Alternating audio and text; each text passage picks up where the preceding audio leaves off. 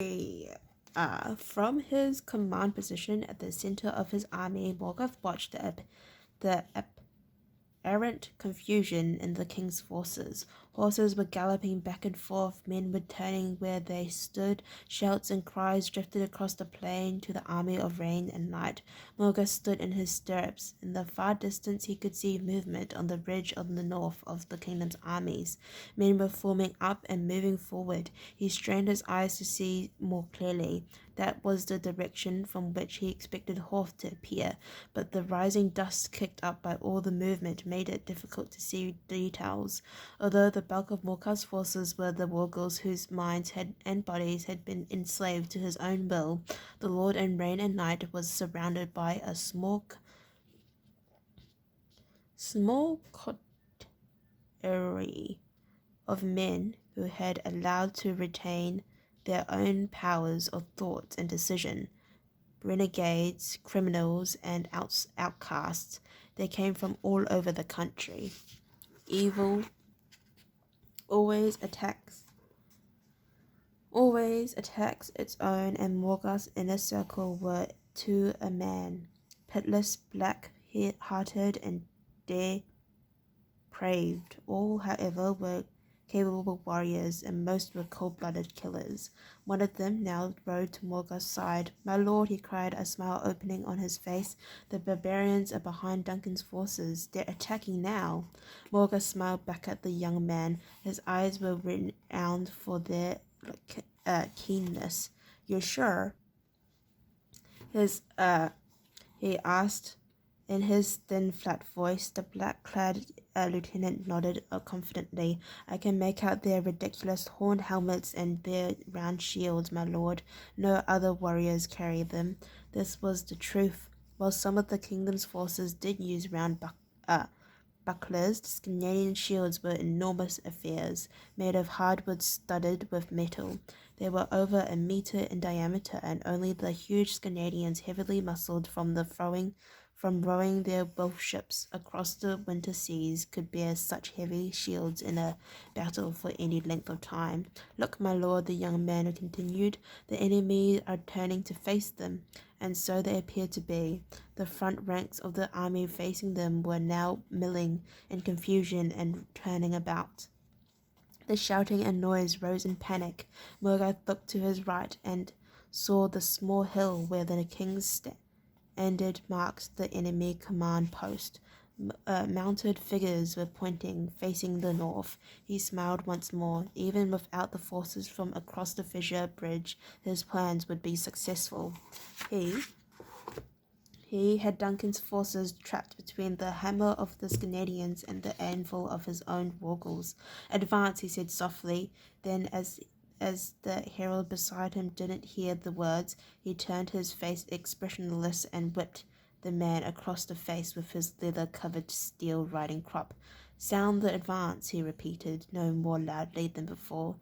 The Wargals, ignoring the agony of the whip cut and the blood which poured down his forehead and into his eyes, raised a horn to his lips and blew an ascending scale of 4 notes. Along the lines of the Wargals' army, company commanders stepped forward, one every 100 meters. They raised their curved swords and called the first few sounds of the Wargals' cadence. Like a mindless machine, the entire army took up the chant immediately. This one set at a slow jog pace and began to move forward. Morgoth allowed the first half-dozen ranks to pass him. Then he had his attendants urged their horses forward and moved with the army. The Lord of Rain and Night felt his breath coming a little faster, his pulse beginning to accelerate. This was the moment he had planned and waited for over the past 15 years. High in his windy, rain-swept mountains, he had expended his forces of Wargals until they formed an army that no infantry could defeat. Without minds of their own, they were almost without fear. They were inexorable. They would suffer losses no other troops would bear and continue to advance. They had only one weakness, and that was facing cavalry. The high mountains were no place for horses, and He had been unable to condition their minds to stand against mounted soldiers. He knew that he would lose many of his own troops to Duncan's cavalry, but he cared little about that. In a noble confrontation, the king's cavalry would be a decisive force in their battle. Now, however, split between the Wargals and the attacking Canadians, their numbers would be insufficient to stop him. He accepted the fact that Duncan's cavalry would cause immense losses among his troops without a qualm. He cared nothing for his army, only for his own desires and plans. The dust rose from the thousands of jogging feet. The chant surrounded him, a primal rhythm of hatred and implacable evil. He began to laugh, so softly at first, then the laughter became increasingly louder and wilder. This was his day, this was his moment, this was his destiny. Black-hearted, thoroughly evil and pitiless, he was the lord of rain and night. He was also unmistakably insane. Faster, he cried, sliding his huge broadsword from his scabbard and wielding it, glancing circles over his head. The workers didn't need to hear the word. They were bound to him in an unbreakable linkage of minds. The cadence of the chain increased, and the bleak army began to move faster and faster. In front, all was confusion. The enemy first turning to face the Canadians, now was the new fear developing at their rear. They hesitated. Then, for some unaccountable reason, they responded to three horn blasts by drawing to either side, opening a gap in the heart of their line. Morga screamed his triumph. He would drive his army into the gap, separating the left and right wings of the army. Once an army's form line was broken, it lost all cohesion and control and was more than halfway defeated. Now, in their panic, the enemy were presenting him with the perfect opportunity to strike deep into their hearts.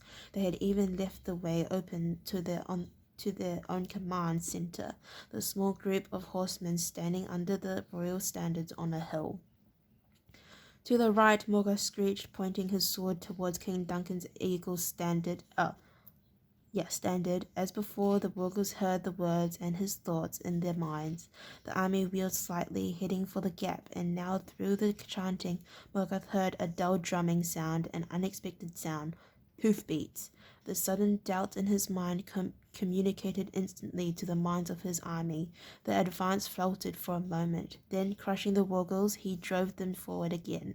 But the hoofbeats were still there, and now peering through the clouds of dust raised by the enemy army, he could see movement. He felt a sudden overpowering surge of fear, and again the Wargals army hesitated, and this time, before he could mentally flail them forwards, the curtains of dust seemed to part, and a wedge of charging cavalry burst into sight, less than 100 meters from his army's front lines.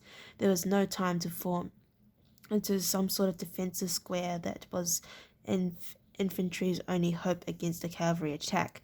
The armored wedge smashed into the extended front line of the Wargals, collapsing the formation and driving into the heart of Morgoth's army, and the further they penetrated, the wider the gap became, as the wedge shape split and separated the Wargals just as Morgoth had been planning to do to his enemy. Now Morgoth heard one lone rising horn blast in the distance. Standing high in the stirrups, he cast his glance left and right, and saw from either wing of Duncan's armies more cavalry deploying, driving in on his flanks, smashing his formations. Dimly he realized that he had exposed his army to the worst possible situation that he could have contrived. Caught in the open by the full force of Duncan's cavalry, the Wargals were facing the only sort of forces that could strike fear in their hearts. Morgoth felt the flickers of defeat in their dull minds' waves. He tried to force them on mentally, but the barrier of fear was so strongly embedded with them. Screaming his fury, he directed them to retreat. Then he wheeled his horse and with his remaining henchmen galloped back through his army, clearing a path with his sword as he went.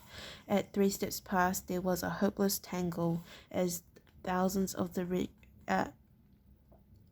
rearguard tried to force their way through the narrow gap in the rocks. There would be no escape for him there, but escape was the last thoughts on his mind. His only wish now was for revenge against the people who had brought his plans crashing into the dust. He drew his remaining troops into a defensive half-circle, their backs to the sheer rocks that barred the way on the high plateau. Seething in fury and frustration, he tried to make sense of what had just happened. The Canadians' attack had melted away as if it were never here, and then he realized that it never had been. The soldiers advancing down from the ridge with Canadian helmets and carried down from the ridge wore Canadian helmets and Canadian shields, but it had been a ruse to draw him forward. The fact that they had the helmets and shields meant that somehow Hall's forces had been defeated. They could only have been accompanied if someone had led an intercepting force throughout the impenetrable tangle of the forestry force. Someone.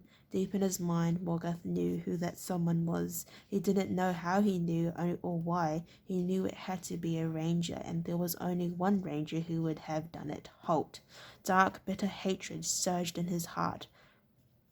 Because of Holt, his 15-year dream was crumbling before his eyes. Because of Holt, fully half of his Wargle soldiers were lying broken in the dust of the battlefield. The day was lost. The day was lost, he knew, but he would have his revenge on Holt, and he was beginning to see the way. He turned to one of his captains. "Prepare a flag of truce," he said. Okay, well, thank you for listening to read chapter 22. If you'd like to listen to me read chapter 23, then please stay tuned, and I'll see you next time. Thank you. Bye-bye.